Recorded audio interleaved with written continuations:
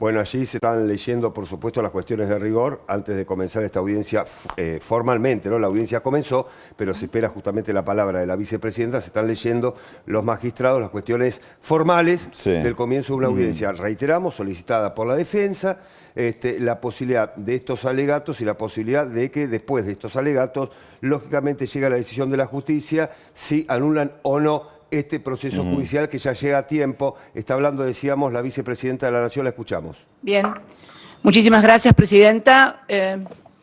Muy buenas tardes, sí, ya buenas tardes a todos y todas. Yo antes de introducirme en la cuestión estrictamente del planteo que efectuara mi defensor, el doctor Beraldi, y el que ha ratificado, acaba de ratificar, creo que en virtud de esta causa, que se conoce popularmente con el nombre de memorándum, pero que nos tiene aquí sentados y conectados, acusados de ser encubridores del más terrible atentado terrorista que sufrió nuestro país. Este próximo domingo se van a cumplir 27 años. ¿Cuál es la idea entonces? La primera, demostrar a partir no ya de los planteos jurídicos que vamos a hacer posteriormente, sino de la más simple lógica del disparate judicial, institucional y político que es esta acusación a quienes estamos hoy sentados o conectados aquí. Mire, presidenta, señores, no sé cómo decirlo, estoy acostumbrada a hablar entre legisladores, nunca entre acusados y conectados, pero el atentado a la AMIA ocurrió hace 27 años este domingo que viene. Sería bueno preguntarnos dónde estábamos cada uno de los que hoy estamos acusados de querer encubrir lo que sucedía desgraciada y lamentablemente hace 27 años. ¿Por qué digo esto? Porque es interesante este primer ejercicio de sentido común, de lógica, acerca de dónde estaban, qué responsabilidades institucionales tenían quienes hoy estamos acusados de querer encubrir aquel atentado. Y permítame, señora presidenta, leer algunas de las cosas que, para no olvidarme de ninguno de los acusados o encartados, seguramente, pero, por ejemplo, Andrés Larroque, que es el que va a hablar después de mi intervención, cuando sucedió el atentado de la AMIA, tenía 15 años. 17 años, 15 años tenía Mena, ¿ven? Por eso es bueno tener anotaciones. 17 años tenía el Cuervo Larroque, permítame identificarlo de esa manera, que es como que todos conocemos, el Cuervo, estaría terminando el 5º año del Colegio Nacional de Buenos Aires. Juan Martín Mena, más chico, el actual secretario de Justicia, tenía 15 años, con lo cual debería estar cursando, calculo yo, 3er año de algún colegio de Mar del Plata, esa ciudad donde es oriundo. Parrilli, Oscar Parrilli, no sé, ahí por ahí tenía pelo, hasta tenía pelo hace 27 años, qué sé yo. Pero hace 27 años Parrilli había abierto nuevamente su estudio de abogado en Neuquén, había perdido la interna del Partido Justicialista, con lo cual estaba bastante alejado de la actividad política de nuestro espacio político y se había acercado más inclusive al Frepaso. Creo que andaba con Octavio Bordón por aquella época. Zanini, Carlito Zanini, era, creo, ministro de gobierno, si mal no recuerdo, de Néstor Kirchner, que atravesaba en ese momento su primera gobernación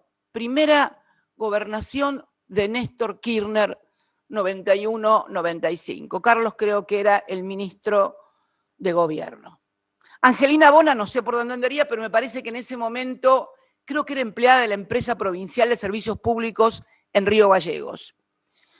Al Chango Suaín le comenté esto y me dice, no, yo recién entraba a la Cancillería como secretario de tercera. Timerman, no lo tengo presente para preguntarle dónde estaba, pero encontré una vieja nota del diario Clarín, del 26 de septiembre del 98. El título era Medios, : Román Lechman, : tres puntos, que era una revista de aquella época, tiene nuevo director. Brevemente le leo un trocito de la nota. La revista : estrena cambios. Su director, hasta el día de ayer, Héctor Timerman, decidió retirarse y nombrar al frente al periodista Román Lechman, que desde hace 2 meses se desempeñaba como su asesor. Timerman, sin embargo, seguirá presidiendo la sociedad anónima que publica la revista, porque sigue diciendo que se quería dedicar a la radio y continuará publicando las cartas de su padre, Jacobo Timerman. Yo ni lo conocía, la única mención que podía hacerme alguien de Timerman allá por el 94, cuando estalló la AMIA, era la de su padre. Yo había conocido a su padre y no lo había tampoco conocido personalmente, sino simplemente como director de aquel memorable diario que fue La Opinión, que marcó toda una época en el periodismo argentino. ¿Y dónde estaba yo? Yo estaba sentada en una banca en la provincia de Santa Cruz, era legisladora provincial. Como usted verá, no teníamos ningún contacto. O sea, ¿por qué es importante esto? Porque dicen los que investigan los crímenes, los que investigan ilícitos, que los encubridores normalmente son los que tienen intereses o conexiones con los autores materiales o con los autores ideológicos, o que tal vez teniendo responsabilidades institucionales en materia de seguridad, de inteligencia, en ese momento, tratan después de borrar la responsabilidad que tuvieron o que no ejercieron para prevenir semejante atentado. Esto solo debería conducirnos a comprender la magnitud de lo que sucedió con esta causa, con la que recién tomo contacto, fíjese, señora presidenta, en el año 96. ¿Y por qué? Porque en el año 95 la provincia de Santa Cruz me designa como senadora de la misma, en representación en el Senado de la Nación, y cuando ingreso como senadora, juro como senadora un 10 de diciembre de 1995, al año siguiente, en el 96, se designa una comisión bicameral, se aprueba por ley, una comisión bicameral de seguimiento a la investigación de los atentados de la Embajada de Israel y de AMIA.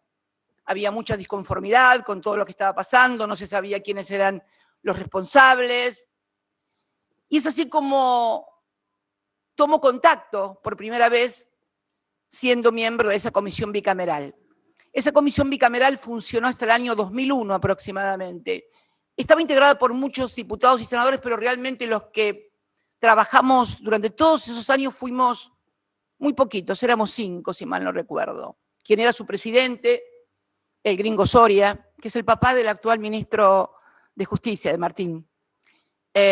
Juan Pablo Cafiero, Juanpi Cafiero, que es el papá del actual jefe de gabinete, pero que en ese momento estaba en el FREPASO, se había ido del peronismo Juan Pablo, y era legislador por el FREPASO. Marcelo Stubrin por la UCR y Melchor Cruchaga también por la UCR, que ya falleció, un gran dirigente, un gran ser humano, Melchor Cruchaga.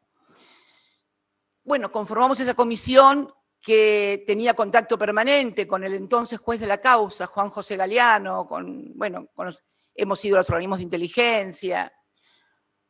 Al cabo de un tiempo, la investigación comienza o a complicarse, o a no avanzar, o a tener diferencias, y se comienzan a publicar informes. El último informe se publica en el año 2001. Yo ya tenía una posición sumamente crítica respecto del curso de la investigación que desarrollaba el entonces juez federal Juan José Galeano. Muy crítica, lo que me valió enfrentamientos en el seno de la comisión, porque yo veía que no íbamos a ninguna parte, y sobre todo porque me daba cuenta que la AMIA se había convertido en un teatro de operaciones de la política interna y de la política internacional. Y produje un informe, el último informe de la comisión, creo que es la del 2001, produjo un informe en disidencia, manifestando todo lo que yo pensaba acerca de esa investigación que no iba a conducir a conocer la verdad, que era lo que los familiares, yo hablaba mucho con los familiares en la comisión de la AMIA, tuve muchas reuniones con Diana Malamud, con Laura Ginsberg, que en ese momento eran parte de Memoria Activa, luego, bueno, surgieron diferentes organizaciones en el seno de los familiares, y realmente en el año 2001 fue el último informe que produjimos en el cual me manifesté que yo decía que estaba haciendo algo como para encubrir la verdad, como para no conocer la verdad, tener un juicio, armar un juicio, si mal no recuerdo dije y firmé, armar un juicio y no conocer la verdad, que es lo que todos seguimos queriendo saber, la verdad sobre el tema de la AMIA. Bien, esta no es la primera vez tampoco que estoy en un tribunal oral, porque por el tema de la AMIA. Me tocó declarar como testigo en el tribunal número 3 en el año 2003, diciembre del 2003, hacía pocos meses que Néstor había asumido como presidente de la Nación y yo era senadora, y fui a declarar como testigo precisamente, fuimos todos a declarar, todos los miembros de aquella comisión, el doctor Cafiero, el doctor Soria, Cruchaga, Stubrin, fuimos todos a declarar a esa comisión, a ese tribunal oral, como testigos. Es notable, ¿eh? Y no tampoco fue la primera vez, y la segunda vez creo que fue luego del 2015, ya era fiscal la doctora Sabrina Namer, y ahora estoy como encubridora de aquel atentado al que fui a 2 juicios orales a declarar como testigo. Esto revela un poco el disparate, el dislate que significan todas estas actuaciones. En aquel tribunal oral número 3 que finalmente declara nulo todo lo actuado y comienza el enjuiciamiento contra el juez Galliano por encubrimiento. En aquella oportunidad, en una audiencia, dije que la causa de la AMIA lamentablemente se había convertido en un escenario, en un tablero de ajedrez, del ajedrez de la política nacional e internacional. Y realmente allí se decretó la nulidad porque se comprobó que se habían pagado $400.000 a el testigo, el imputado Tejeldín, para que imputara a policías de la provincia de Buenos Aires. En aquel momento, cuando se produjo esa imputación, cuando fueron presos los policías, se disputaba en la República Argentina el tema de la presidencia en nombre del Partido Justicialista. Y bueno, algunos creyeron que de esa manera iban a perjudicar a quien finalmente resultó ser el candidato, que fue el doctor Eduardo Duhalde, quien un tiempo antes de aquella denuncia contra la policía de la provincia de Buenos Aires, como prácticamente coautora del atentado, había dicho que la policía bonaerense era la mejor policía del mundo, y esto había tenido muchísimos titulares. Esto un poco ratifica que desde su inicio esta causa tuvo una marcada orientación a intervenir o a ser usado un drama como este en la política interna y también en la política internacional. Bien, ahora vamos al contexto. Hecha esta breve introducción que tenía que ver con ponernos en un cuadro de situación y darle sentido común a lo que está sucediendo y a lo que sucedió. Porque hoy estamos acá sentados de encubrir el atentado de la AMIA 27 años después, a gente que no tenía ningún tipo de responsabilidad institucional, ningún tipo de conexión, ni siquiera territorial, ni siquiera de espacio en el tiempo en la comisión de este terrible delito, aún impune.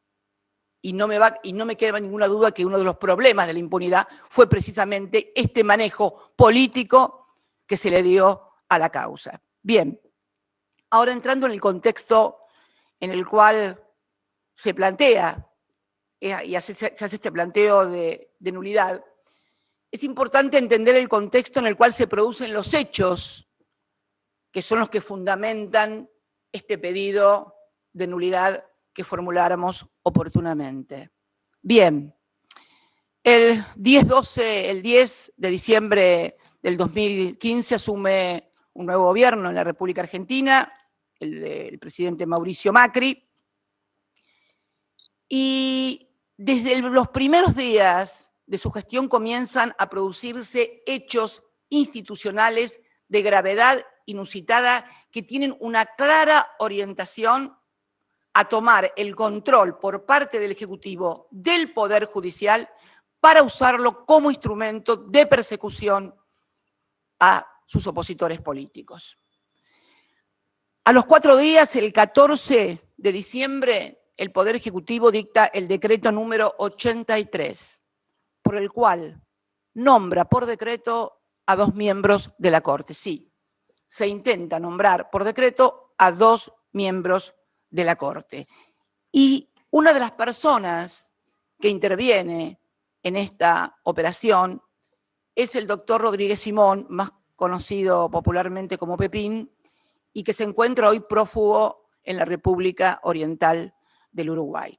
Esto fue el que lo asesoró a Macri para hacer esto, está reconocido por el propio expresidente Macri, fue precisamente este asesor presidencial, el doctor Rodríguez Simón, hoy prófugo, que además integra, como lo vamos a desarrollar más adelante, lo que se conoció y que hoy es motivo de causa judicial como la Mesa Judicial del Macrismo.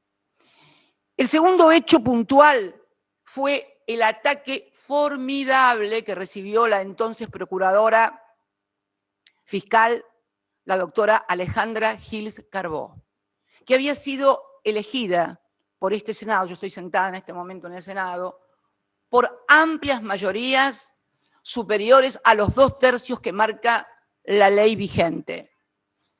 Esta persona, que tuvo una conducta intachable, fue perseguida públicamente, denostada con prácticas cuasi mafiosas o mafiosas directamente, amenazando a sus hijas, publicándose los teléfonos de las hijas para que la gente las agraviara, las insultara, las persiguiera y las hostigara.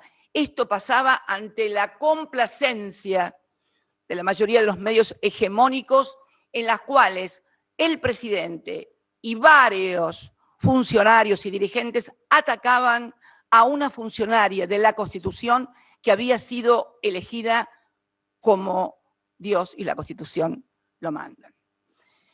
No paró allí, hasta que consiguieron, por supuesto, su renuncia.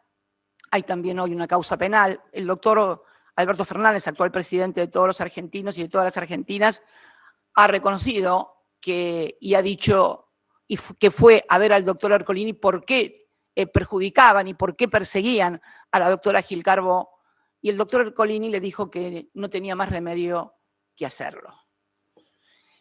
El tercero fue la designación en 2 organismos del Poder Ejecutivo, como es la Oficina Anticorrupción y la UIF. La Oficina Anticorrupción, que fue una creación, si mal no recuerdo, del gobierno del doctor de la Rúa, exigía, para ser su titular, el título de abogado o abogada. Modificaron por decreto de necesidad y urgencia la ley para que una exdiputada de Cambiemos, la diputada Laura Alonso, que no tiene título que acredite que podía ser, no es abogada, para que lo pudiera ocupar una persona que no fuera abogada. La pusieron así, modificando una ley. En la UIF, que es la Unidad de Investigación Financiera, se puso como titular, atención con esto, al doctor Mariano Federici. Mariano Federici era ex asesor del Fondo Monetario Internacional. ¿Le suena, no? Y como vicepresidenta o como vicedirectora de esta unidad, a la doctora María Eugenia Talarico. ¿Quién era María Eugenia Talarico? Era asesora abogada del HBC.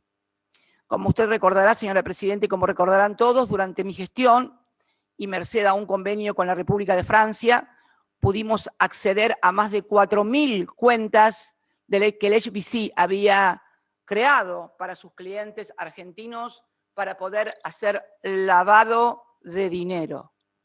Esa fue la persona que designaron en segundo lugar. Y también la designaron como jefa de Relaciones Humanas a María Pía Monjes Calcaterra, prima del presidente. Estas 2 instituciones, la Oficina Anticorrupción y la Unidad de Investigación Financiera, inmediatamente se convirtieron en querellantes de todas las causas en las cuales había un acusado acá para actuar, no para averiguar la verdad, sino para perseguir de una forma totalmente anómala e impropia, de la que se ha dado cuenta en numerosos expedientes. También en la FIP se dispuso un conjunto de personas para poder investigar y perseguir. Hay expediente judicial que también tramita en Comodoro Pi por denuncia efectuada por la actual administradora, por la actual directora de la FIP, la licenciada Mercedes Marcó del Pont. Se descubrió que había células organizadas como tal adentro de la FIP que para perseguir exactamente a mi familia. Concretamente, se pudo comprobar que en los sitios que teníamos como contribuyentes, mis hijos y yo, registran el nivel de ingresos más altos, más de 30.000 ingresos, y además se pudieron comprobar todas las maniobras fraudulentas de persecución que se hicieron para perjudicarnos. En el BCRA también, a cargo de Sturzenegger, en una reunión del Banco Central, del directorio del Banco Central, se puso una foto de mi hija y se le preguntó a los que estaban en esa reunión, entre los cuales estaba uno de los directores, que finalmente lo denuncia, qué ideas tenían para esa persona. Esa persona era mi hija, y entonces se pedían ideas para acusar y para perseguir. UIF, Oficina Anticorrupción, miembros de la Corte, magistrados de la Corte nombrados por decreto, AFI. Nosotros habíamos hecho una profunda reforma en la AFI en la cual habíamos eliminado los gastos reservados. Allí nombran a un amigo del alma del anterior presidente, a Rivas y Magdalani, y ahí comienza también la persecución de la cual hoy hay varias causas en distintos juzgados, en Lomas de Zamora y acá en Comodoro Pi, acerca de espionajes, no solamente a los opositores, no solamente a mí en el Instituto Patria o en mi casa, sino también a algunos funcionarios y aliados y amigos del propio expresidente.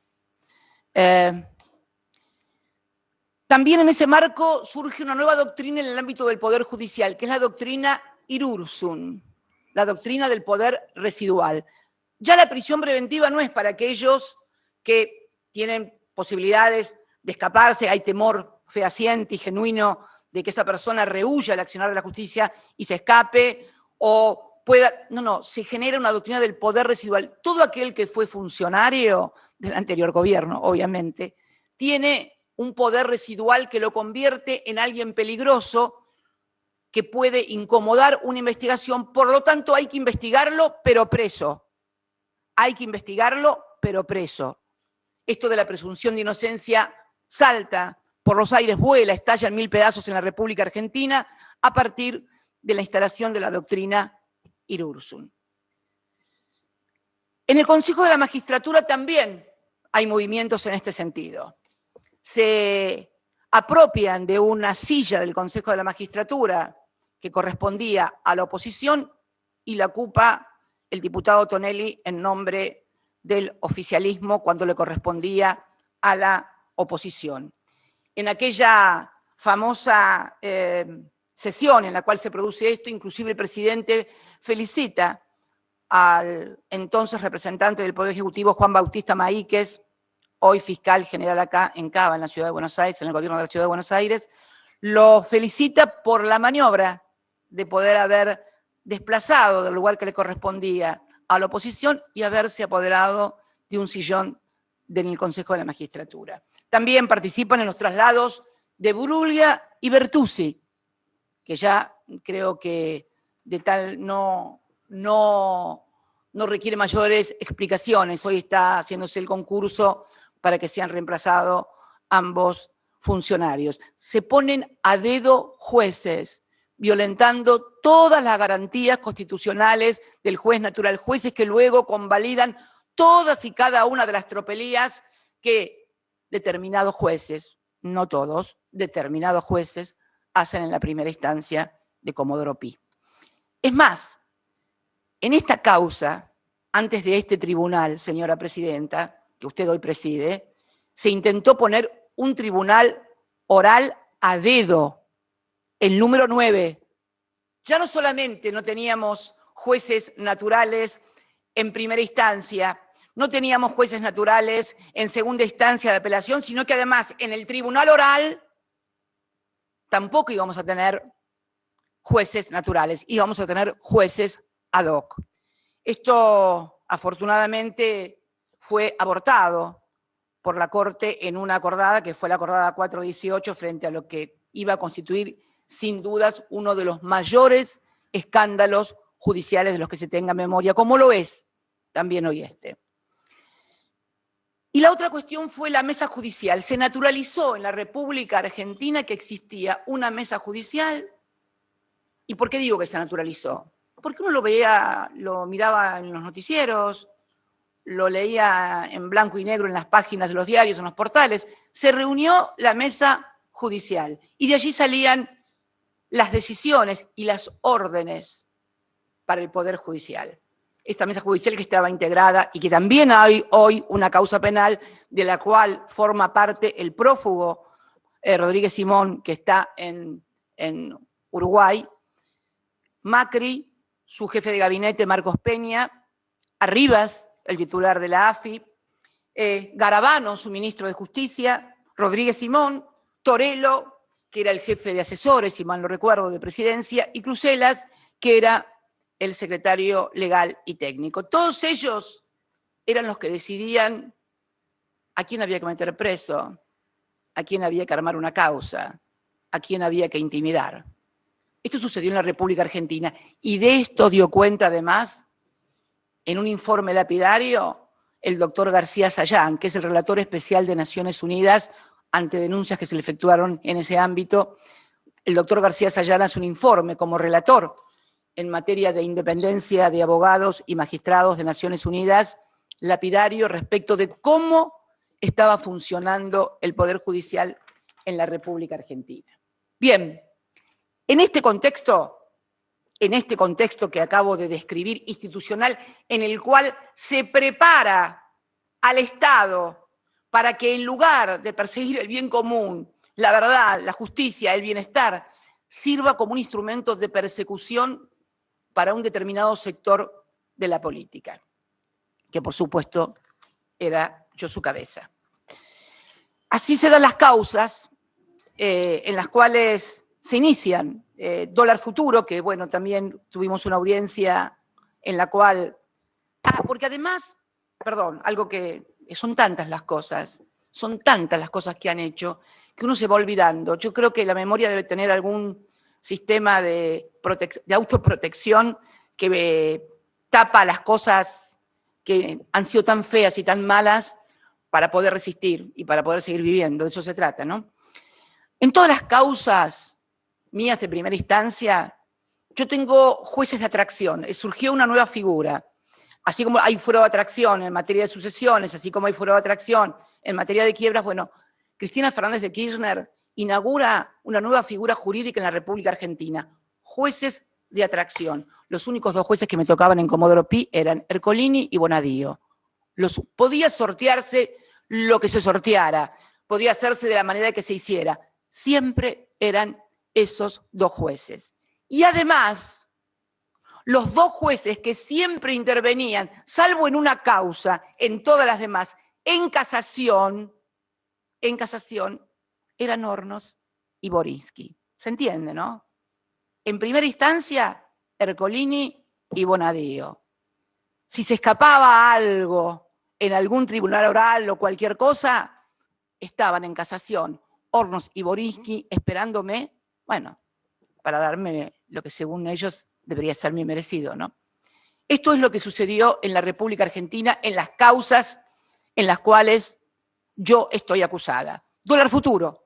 Intervino en plena campaña electoral una denuncia de dos dirigentes de la oposición, Pinedo, si mal no recuerdo, y Mario Negri, que hacen una denuncia diciendo de que el Banco Central estaba vendiéndole dólares baratos a los amigos, quienes nuestros, míos, de Kicillof, de Vanoli. Bueno, cuando todo se dilucidó, resulta que los que se habían llevado los dólares no eran mis amigos ni mis funcionarios, sino los funcionarios de Macri y los amigos de Macri. Finalmente la causa, como no podía ser de otro modo, se declaró que no había causa, porque además hicieron pericias, no había habido perjuicio, el Banco Central había ganado en su balance, etcétera, etcétera. La segunda causa, vialidad, en la cual Ercolini, Borinsky y Hornos arriba, Ercolini ya se había excusado en esas mismas obras, con esos mismos denunciantes, se había declarado incompetente en el año 2008, 2009, 2010, no recuerdo exactamente, y había remitido las causas a Santa Cruz, donde fueron juzgadas y donde hay cosa juzgada. Sin embargo, el juicio de vialidad sigue adelante. ¿Quiénes están arriba esperando? Borinsky y Hornos. Tercer juicio, Otesur, los sauces. Bueno, esto ya es, hacen causas mellizas. La exdiputada Stolbizer hace una denuncia en los sauces ante la manifiesta manipulación que el juez Bonadío, que sale sorteado Bonadío, hace de esa causa, se la sacan. ¿A dónde va? Acertó, Ercolini. Y luego se hace otra denuncia más, melliza, ya no por Otesur, sino los sauces, va Bonadío. Finalmente todo termina en Bonadío. Y arriba, Hornos y Borinsky. Luego está la fotocopia de los cuadernos y sus satélites, ¿no? Bueno, eso es un verdadero compendio, eso va a ser el día de mañana un verdadero compendio de nulidades, ¿no? Porque esta causa se hizo en el marco de la ley del arrepentido, sancionada por el gobierno de Macri, en la cual se comprobó que a los que no se arrepentían y decían lo que Stornelli quería, iban presos. Si decías, Cristina es responsable de todo, quedabas en libertad.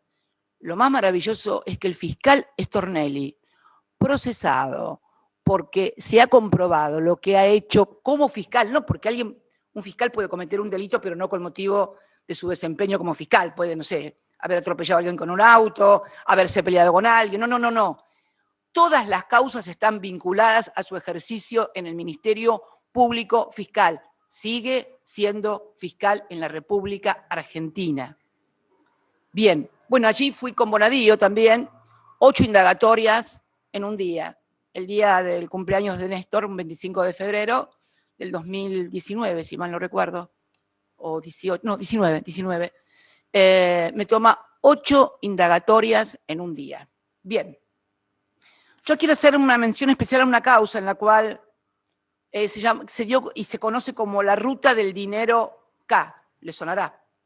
Lo curioso es que en esta ruta del dinero K no hay absolutamente nadie involucrado de la familia Kirchner. Es más, cuando al juez de la causa, al doctor Casanello, lo obligaron a tomarme indagatoria, lo obligó la Cámara, presidida por Irurzun, a tomarme indagatoria. El juez decía que no podía tomarme indagatoria porque no tenía ningún elemento para poder indagarme, para poder mínimamente imputarme. Lo obligaron a tomarme indagatoria. Obviamente me tomó indagatoria y dictó la falta de mérito. Es la única falta de mérito que tengo en una indagatoria.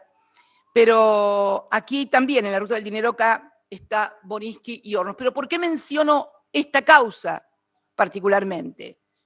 Porque en esta causa se desató una denuncia tremenda de que yo había recibido en Olivos, siendo presidenta de la República, ya se estaba tramitando la causa, había recibido al doctor Casanello, el juez que investigaba. Sí, que yo me había reunido con Casanello en Olivos. Y la verdad que yo a Casanello lo conocí el día que fui a prestar declaración indagatoria. Pero lo cierto es que presentaron testigos, llamaron a secretarios míos a declarar, llamaron, creo, si mal no recuerdo, al doctor Guado de Pedro, hoy ministro del Interior, también a declarar. Esto con órdenes, por supuesto, también de la Cámara presidida por el doctor Irurzun. Está claro, y la casación también ratificó estas cosas, está claro que quienes hacían esto estaban considerando que la entrevista, una reunión de un presidente con un juez a cargo de una investigación en la cual pueda tener algún interés, es un ilícito.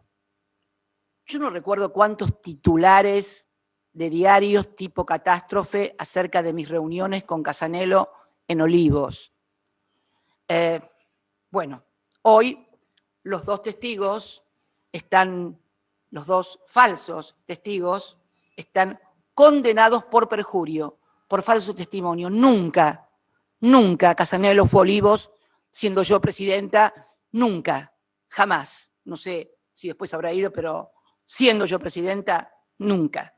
Bien, este es el marco en el cual se desarrolla y viene el tema de la causa memorándum, que es lo que me interesa y lo que nos ocupa hoy también acá, el tema memorándum. En el tema memorándum, el 14 de enero del 2015, el doctor Nisman, que era Alberto Natalio Nisman, que era el titular de la UFI AMIA, Unidad Fiscal AMIA, que había sido designado por el presidente Néstor Kirchner, nos acusó al entonces canciller Héctor Timerman y a mí, entonces presidenta de la República Argentina, de haber firmado el memorándum de entendimiento con la República Islámica de Irán para encubrir a los autores del atentado y levantar las alertas rojas, levantando las alertas rojas. Este acuerdo, que había sido firmado por enero, si mal no recuerdo, del 2013, tenía un único objetivo: lograr que los acusados de haber sido los autores ideológicos del atentado contra la Mutual israelita pudieran ser indagados por el juez, porque sin indagatoria no había posibilidades de procesamiento y mucho menos de juicio. Esto fue el motivo por el cual se firmó un acuerdo que además pasó por el Congreso, fue aprobado por ambas cámaras, pero que además jamás entró en vigencia. ¿Por qué no entró en vigencia? Simple, porque la República Islámica de Irán, que según el fiscal Nisman era la favorecida porque podía levantar las alertas rojas con la firma de ese memorándum, jamás su parlamento aprobó ese memorándum, que nunca entró en vigencia. Esta denuncia del doctor Nisman cayó en el juzgado del doctor Rafecas, que el 26 de febrero del 2015 sacó un fallo, diríamos, ejemplar, más que ejemplar, ajustado a derecho. Yo no creo en esos fallos ejemplares. Los fallos son ajustados a derecho o no ajustados a derecho. Podrá haber mayor verba, mayor lucimiento doctrinario, jurisprudencial, mayor o mejor pluma. En todo caso, será casi un halago literario, pero jurídicamente no hay posibilidades de hacer un fallo ejemplar. El fallo es ajustado a derecho o no es ajustado a derecho, sobre todo en materia penal, Bien, este fallo fue, desestimando la denuncia por inexistencia de delito, fue confirmado por la Cámara. Esto sucedía en el año 2015. En el año 2016 ya estaba el nuevo gobierno y ya había dos denuncias sobre los mismos. Hicieron uno de los querellantes que intervienen en esta causa, hicieron una denuncia sobre los mismos hechos, exactamente los mismos hechos que ya se habían investigado en el juzgado del doctor Rafecas, que ya había sido confirmado el fallo por la Cámara de Apelaciones, los mismos hechos. Se abre lo que se denominan causas mellizas. Algunos creen que solamente hay autos mellizos cuando se roban. Bueno, no. En nuestro país hay causas judiciales mellizas. Cuando no te gusta el resultado, como salió de un juicio, y podés armar otro para ver si podés lograr lo que no lograste en el otro juicio. Esto es lo que está sucediendo y lo que sucedió concretamente en esta causa del memorándum. Paralelamente, intentan reabrir nuevamente la causa ya estamos hablando del año 2016, ¿no? Gobierno de Mauricio Macri, con todo este contexto que acabo de describir hace unos instantes. La toma, la cooptación de todo el Estado y del Poder Judicial para atacar. Bien. Intentan reabrir la denuncia que estaba radicada en el juzgado del doctor Rafecas. El doctor Rafecas la desestima y allí hay una solicitada, creo que fue en el año 2017, una solicitada con un titular rimbombante. El juez Rafecas debe ser removido. El juez, repito, el juez Rafecas debe ser removido. La firman, entre otros, Etcheverre, que era ministro de Agricultura, creo, el diputado Waldo Wolf y la entonces diputada Elisa Carrió. Sí, la misma que ahora impulsa a el doctor Rafecas como miembro para ocupar el cargo del Ministerio Público Fiscal. En el año 17 decía que debía ser restituido. Y no solamente dijeron que debía ser, pasaron de las palabras a los hechos. Se iniciaron causas en el Consejo de la Magistratura que, que duraron 2 años. Estas son las cosas cambiantes de la política en la Argentina. Estas 2 denuncias nuevas llegan a casación, ¿no? Y en casación caen sala 1 y sala 2, y en las 2 salas, Hornos y Boriski, en la 1 y en la 4, en la sala 4 y en la sala 1 de casación, en las 2 salas. Pero no es esto lo más terrible de todo. Llegan a su conocimiento y se declaran competentes. ¿Y saben qué?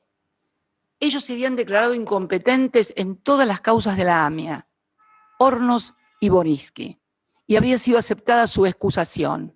Se habían excusado ellos en todas las causas porque habían tenido participación como fiscal o habían tenido algún grado de participación en todos los casos, que son los expedientes que acaba de mencionar la señora secretaria, que se acaban de adjuntar como prueba al presente juicio. En todos esos expedientes, ustedes van a ver que ellos por decoro, delicadeza, y no sé qué otra palabra utiliza la fórmula esta de la excusación de los jueces, por decoro, delicadeza y no sé qué cosa, se han excusado siempre con la AMIA. Y acá no podían excusarse, acá estaba Cristina.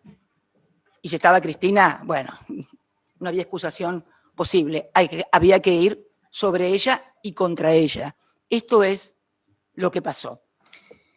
Y en un escándalo sin precedentes, en las 2 denuncias que se habían hecho, en una rechazan la excepción, en el sentido que ya se había juzgado, y en el otro abren la causa de Rafecas. El 29 de noviembre del año 16, en un fallo absolutamente escandaloso, resucitan, creo que es bíblico casi, resucitaron una causa que estaba fenecida, que estaba acabada, la resucitaron. La resucitaron y al otro día, porque esto es lo que llama más la atención, yo creo que es la sensación de impunidad lo que produce estas cosas. Al otro día, que es el 30 de noviembre, el presidente Macri, en una radio de Mendoza, les recomiendo por favor si pueden encontrar el audio, escúchenlo, vale la pena, felicita con nombre y apellido a Hornos y Boriski por el fallo donde resucitaron la causa contra Cristina Fernández de Kirchner. Y critica a otra camarista que había sido crítica con sus 2 colegas porque decía que no podían intervenir, que no tenían competencia. Así como se escucha.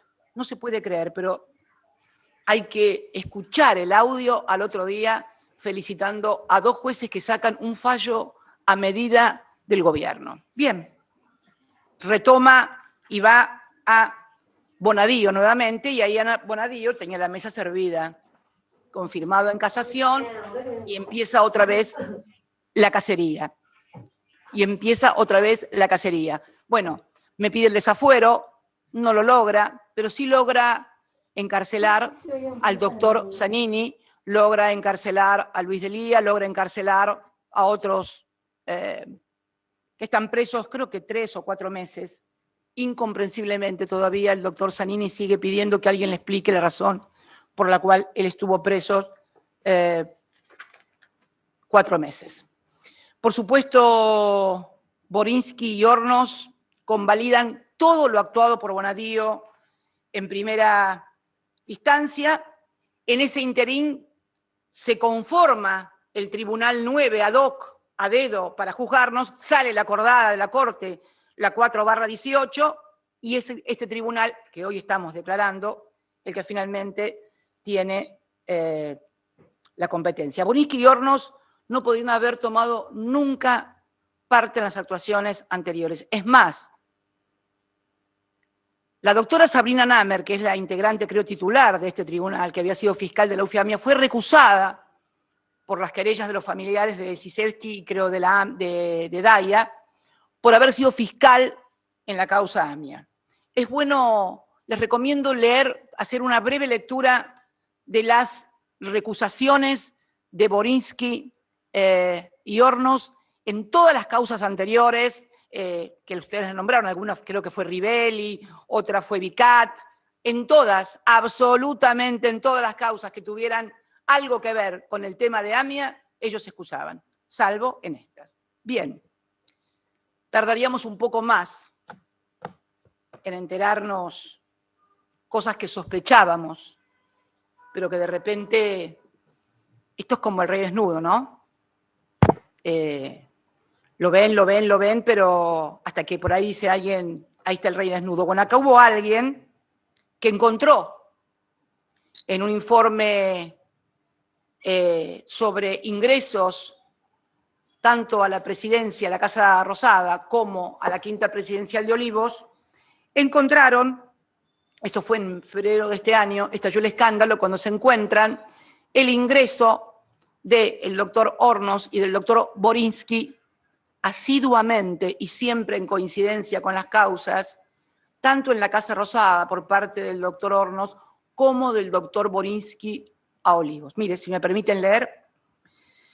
Se comprueba que el juez Gustavo Hornos visitó la Casa de Gobierno en las siguientes fechas: 22/12 del 2015, 5 de mayo del 2016, 8 de agosto del 2016, 31 de octubre del 2017, 16 de noviembre del 2017, 13 de agosto del 2018.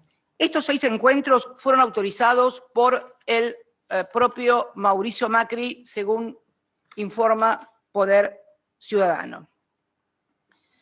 A raíz de esta revelación, un grupo de legisladores, entre ellos el doctor Martín Soria, que hoy ocupa la cartera de Justicia, hicieron una denuncia, y también se descubrió que el juez Mariano Borinsky visitó la Quinta de Olivos, Borinsky un poquito más seguidos a Olivos que Hornos a la Casa Rosada. 15 ocasiones. En las siguientes fechas: 11 de agosto del 2016, 24 de agosto del 2016, 7 de septiembre del 2016, 15 de septiembre del 2016, 6 de octubre del 2016, 23 de diciembre del 2016, 16 de marzo del 2017, 21 de diciembre del 2017, 2 de agosto del 2018, 12 de septiembre del 2018, 14 de febrero, ahí cerca de mi cumpleaños, del 2019, 20 de junio del 2019, 15 de agosto del 2019, 4 de septiembre del 2019 y 23 de septiembre del 2019. Bien, cuando estalla el escándalo, pero comienzan a descubrirse otras cosas, porque ¿qué pasa? Estas visitas habían sido negadas y habían sido adulterados los informes. El primer informe que se obtiene se suprime. ¿Quién lo produce el primer informe? Otro tips de esta causa. El privadísimo secretarísimo de Mauricio Macri, Darío Nieto, el que aparece en la causa de Lomas de Zamora con el teléfono en el cual da cuenta de sus reuniones, que va a haber, Borinsky viene por una cuestión legal y administrativa, y este secretario, Darío Nieto, adultera los informes, informa a los que ingresaron a la Casa Rosada y los que ingresaron a Olivos, pero en esas listas no aparece ni Hornos ni Borinsky. Bueno, a confesión de parte, relevo de prueba, porque si, como dicen ellos, fueron a charlar de cosas que no tenían nada que ver, no se entiende por qué razón no se informó y se suprimió expresamente de la lista de visitantes de la Rosada y de Olivos a quienes eran los jueces. Está claro, está todo muy claro, me parece a mí, señora presidenta. Y es más, cuando algunos de nuestros abogados intentaron una prueba en estos expedientes que demostrara que Hornos había ido a la Casa Rosada, fue denegada por el propio Hornos. ¿Se entiende lo que estoy diciendo? Le pido una prueba al juez, no importa cómo se llame, le pido una prueba al juez para que ese juez me diga si él estuvo en esa parte y el juez me la deniega y hacia mi derecho de defensa, de no considerarlo un juez imparcial, de no ser el juez natural. ¿En serio que quieren hacernos creer que todas estas causas judiciales son legítimas y son legales? No, nunca he visto una ilegalidad, una ilicitud de este tamaño. Los jueces mintiendo acerca de sus propios actos vinculados con las propias causas en las que son jueces. Es un escándalo monumental, nunca visto, y es tolerado, y es ocultado o disimulado por los grandes medios hegemónicos. El otro día, una cosa que me sorprendió, un tiro para el lado de la justicia, voy a decir, en un programa de televisión, de un canal de TN, voy a decir, donde siempre hacemos nosotros las cosas mal y la oposición las cosas bien, fue el expresidente Mauricio Macri. Y dos periodistas le preguntaron acerca de esta cuestión. Y dice, bueno, no, pero Borinsky, no sé, pero ¿y usted qué diría si se entera que el juez de la quiebra del Correo va a jugar al tenis con Alberto Fernández? Bueno, creo que todos deben haber visto ese video que circuló en todas las redes y que marca la cara de esperpento, ¿no?, frente a lo que es una obviedad. Esto pasó en la República Argentina durante los 4 años del gobierno de Mauricio Macri y de Juntos por el Cambio. Si hacían estas cosas mientras hablaban de la independencia del Poder Judicial, yo los invito a recorrer los discursos de la independencia del Poder Judicial, guiados por el propio Macri. Iba a jugar al tenis con Borinsky. Ustedes saben que, bueno, hay un montón en el escrito que presentó el doctor Beraldi, hay jurisprudencia, hay doctrina, acerca, eso lo define muy bien Beraldi cuando dice, bueno, supongamos que tienen razón, que no hablaban de ninguna de las causas, supongamos que no pasó nada de eso. Igualmente es nulo porque hay temor fundado de que no hay imparcialidad al juzgar la conducta de los encartados. Mire, de todas las cosas que escribió Beraldi, que es un excelente penalista, de la doctrina, de la jurisprudencia, yo elegí algo de parece que es un penalista muy famoso, el profesor Klaus Roxin.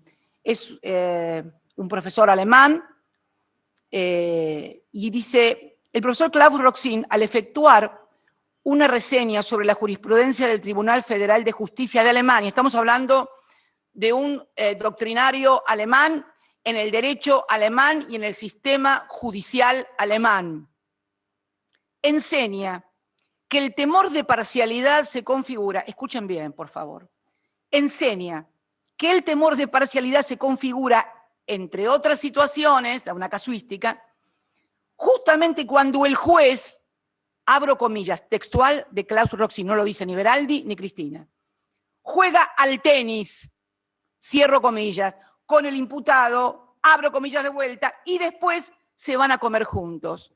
¿Se entiende? Acá habla del imputado porque es el que está interesado en la causa. Acá jugaba al tenis y después se iba a comer con Mauricio Macri. ¿Alguien piensa que ese juez puede ser un juez imparcial contra Cristina Fernández de Kirchner? ¿En serio que piensan que puede ser imparcial? Podríamos seguir, señora presidenta, perdón.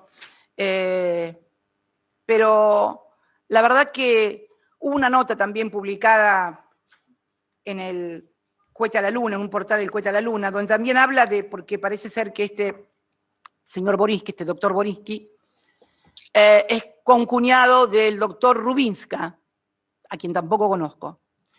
Y el doctor Rubinska está casado con la hermana de la señora del doctor Borinsky, y este señor Rubinska, este abogado Rubinska, es también defensor de uno de los policías o de los agentes de inteligencia que están encartados en todo este tema de las causas de inteligencia, de espionaje que se hizo. Y normalmente Borinsky se excusaba, también por cuestiones de decoro y de delicadeza, en todos los expedientes en los cuales intervenía su concuñado, Rubinska.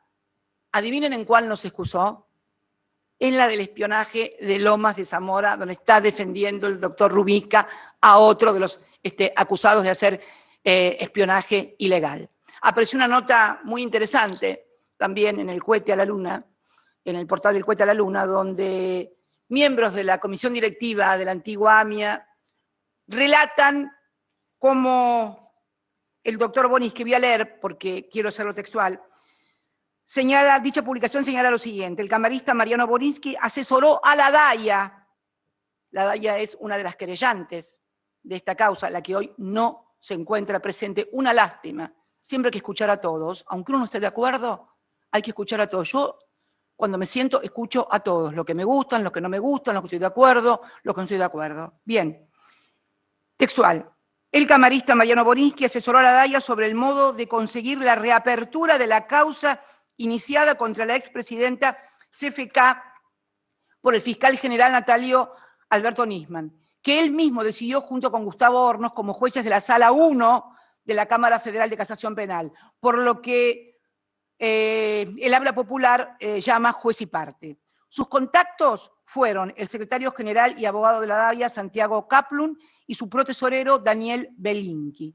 Así lo narraron al Cohete varios miembros de la comisión directiva que actuó en el periodo 2015-2018. Además, Kaplun es socio de quién, de Rubinska, casado con, no importa, no tengo por qué decir el apellido de la señora, ni tampoco, no tienen absolutamente nada que ver, no tengo por qué nombrarlas. Bien. Cuando uno, por eso, perdonen si estoy excedido con los 45 minutos, pero yo creo que ya termino. Cuando uno ve todo lo que pasó, todo lo que hicieron, me ponía a pensar antes de venir acá si realmente fue solamente para perseguir a los opositores políticos. Tanto disparate, tanta violación de todo, de los códigos de forma, de fondo, de la Constitución, de los derechos, de las garantías, de todo. No les quedó nada por violar, nada. Todo únicamente para perseguir a los opositores. Todo esto solamente estigmatizar a los opositores, que es únicamente para hacerle a los opositores que no ganen las elecciones. No, no. Yo creo que también hubo otras cosas. Y lo veo, al cabo, uno mira con perspectiva y con retrospectiva también, ¿no? Y la verdad es que en aquellos años en que me tocó ser presidenta, sobre todo 2014 y 2015, nos habían declarado la guerra los buitres, ¿se acuerdan? Los buitres que querían cobrar de la Argentina lo que finalmente cobraron. ¿Se acuerdan que también le decían a todos los argentinos que había que pagarles porque de esa manera, si les pagábamos, después iba a venir bonanza, iba a venir mucha inversión, que si nosotros le pagábamos a los buitres, iba a venir mucha inversión? Eso fue el discurso de batalla, y creo también entre eso, lo del memorándum, lo de Nisman, lo del dólar futuro y demás, todo creando el escenario para lo que vendría después, que no era solamente ganar una elección. No era ganar una elección. En aquel año 14 y en el 15, nosotros habíamos obtenido un triunfo resonante diplomático en Naciones Unidas con una labor impresionante de quien era nuestro canciller, de Héctor Timerman, que había logrado sacar por primera vez en la historia una legislación global de la ONU donde se establecía cómo se debía negociar la deuda soberana de los países. Gracias a aquello, ahora se requiere el 66%, y si el 66% de los que quieren reestructurar la deuda están de acuerdo, todos están obligados a aceptar esto, que fue lo que se aprovechó en esta última reestructuración que se hizo, lo que nosotros habíamos logrado con Héctor, con Axel, allá por el 2015.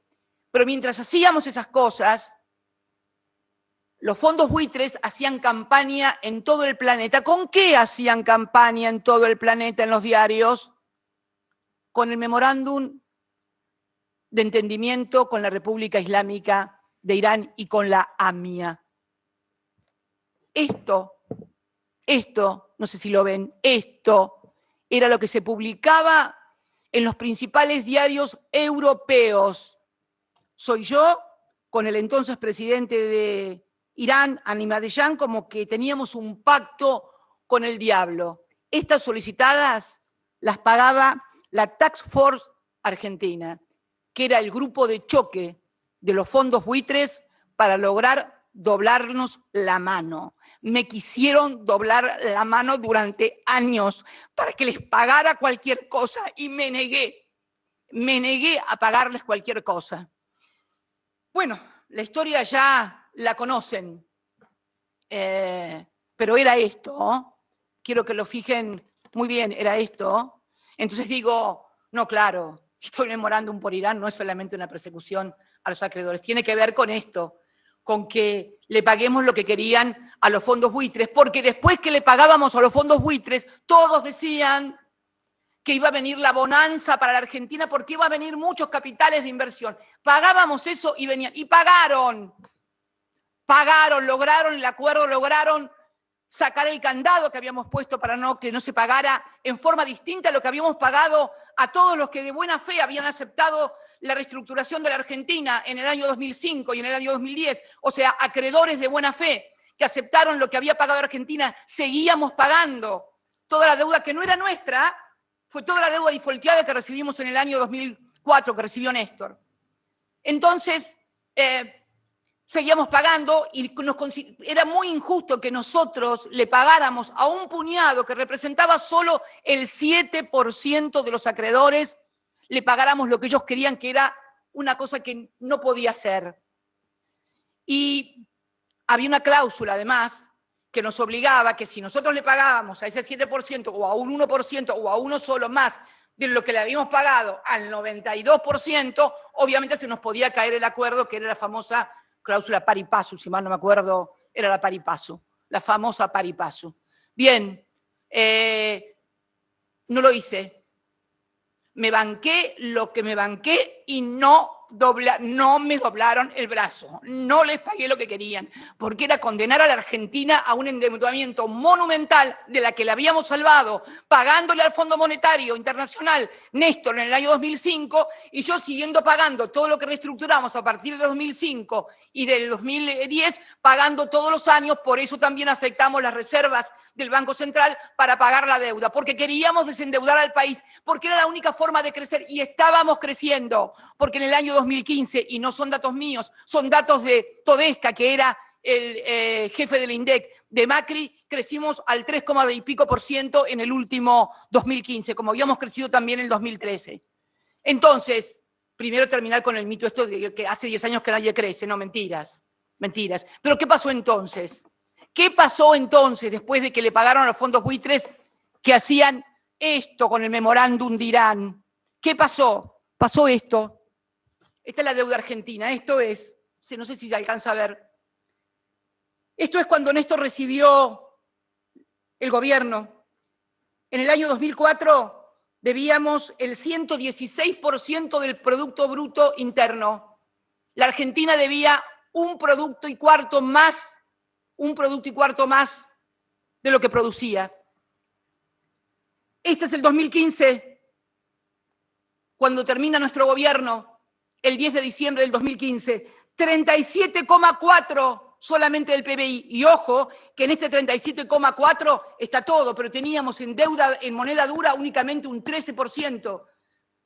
Un 13% nada más de 37,4. Fíjense ustedes cómo fuimos de ese 100, cómo lo redujimos. De ese 120 fuimos bajando y llegamos en el último tramo de mi gobierno al 37,4. Miren lo que pasó en apenas 4 años, del 37,4 a fines del 2019, el 72,6 del Producto Bruto. Casi duplicaron. Mire cómo habíamos logrado, mire cómo estaríamos los argentinos si hubiéramos tenido dirigentes que se aguantaran lo que hay que aguantar para no... ¿Pero por qué no lo hicieron? No lo hicieron porque después no vinieron fondos para invertir en producción, en generar trabajo, en generar bienestar, alegría y felicidad a los argentinos. Vinieron a la timba financiera, Entonces, este memorándum, lo de vialidad, lo de dólar futuro, todo está armado para denostarnos a nosotros y que el pueblo argentino pueda entregarse débilmente a lo que siempre hicieron desde afuera, dominarnos a través de la deuda. Esto es lo que pasó en la República Argentina. Esto es lo que pasa con el memorándum de Irán. No hay otra cosa. Todo eso que dicen es increíble. Me duele tanto. ¿Saben por qué me duele tanto? Porque yo tengo 68 años. Ya fui presidenta 2 veces. No me mueve nada más que el dejarles un país a mis hijos y sobre todo a mis nietos y a mis nietas mucho mejor del que recibió su abuelo en el 2003. Esto es lo único que me mueve. Parece ser que no lo entienden. Parece ser que solamente se rigen por lo que ven en los diarios. No pueden tener pensamiento propio para poder analizar un poco más profundamente de lo que sale en la televisión o de lo que sale en un diario. Así nos va y así nos va a ir a los argentinos. Así le fue a muchos argentinos que no quisieron vacunarse porque le habían dicho por la radio y la televisión que la vacuna era veneno, que se le pegaban los imanes o cualquiera de las barrabasadas que han dicho en los últimos tiempos en esta verdadera tragedia que tenemos, que es la pandemia. La verdad, señora presidenta, la verdad, argentinos y argentinas, si no tomamos conciencia de lo que nos ha pasado a los argentinos en los últimos años, difícilmente podamos encontrar un camino después de esta pandemia. Y tenemos que encontrarlo, porque tenemos una responsabilidad, yo por lo menos me siento con la responsabilidad histórica de poder hacerlo. Así que discúlpeme, señora presidenta, y discúlpenme las otras personas que están así, pero es una cosa que siempre, en fin, me llega porque no puedo creer, todavía me cuesta creer que a 27 años de la tragedia de la AMIA estemos todavía discutiendo esto, que es el montaje de una mentira para poder ganar elecciones, para poder mantener entretenida a la gente y para poder echarle la culpa a los que mal o bien, con equivocaciones, con aciertos, podemos decir que cuando nos tocó gobernar la Argentina, la gobernamos para que la gente pudiera vivir mejor. Nada más, señora presidenta, muchas gracias. Bien, se tiene presente entonces la primera de las exposiciones.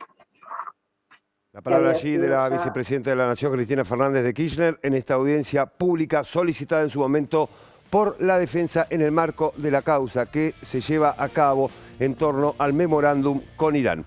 Punto final para esta edición. Nos reencontramos el lunes a las 12 del mediodía en la segunda edición de Noticias. Que la pase muy bien.